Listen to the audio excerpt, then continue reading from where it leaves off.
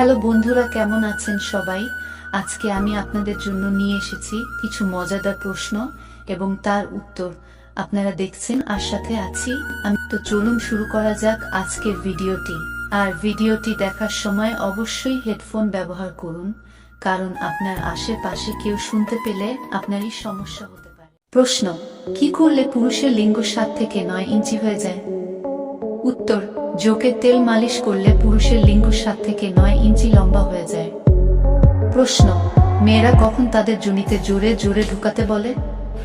উত্তর: যৌন মিলন করার সময়, যখন মেয়েদের হরমোন বের হওয়ার সময় চলে আসে তখন জোরে জোরে ঢোকাতে বলে। প্রশ্ন: পাছা বড় মহিলাদের সঙ্গে কিভাবে লাগালে বেশি মজা পাওয়া যায়? উত্তর: পিছন বড় মহিলাদের সামনে ঝুঁকিয়ে দিয়ে পেছনে দাঁড়িয়ে ঘপাঘপ লাগালে বেশি মজা পাওয়া যায়, কেননা পেছনে থাকার কারণে তাদের সুন্দর বড় পাছা দেখতে ভীষণ মজা লাগে। প্রশ্ন: কোনো মেয়েরা তাদের নিচের মেশিনে কখন নিজেই আঙুল ঢোকায়? উত্তর: বন্ধুরা, যেসব মেয়েদের নিচের জিনিসটি খুব গরম এবং মারা উত্তেজনা সহ্য করতে পারে না, সেই সব মেয়েরা গোসল বা স্নান করার সময় তাদের নিচের অঙ্গে আঙ্গুল ঢুকিয়ে হাতের কাজ করে।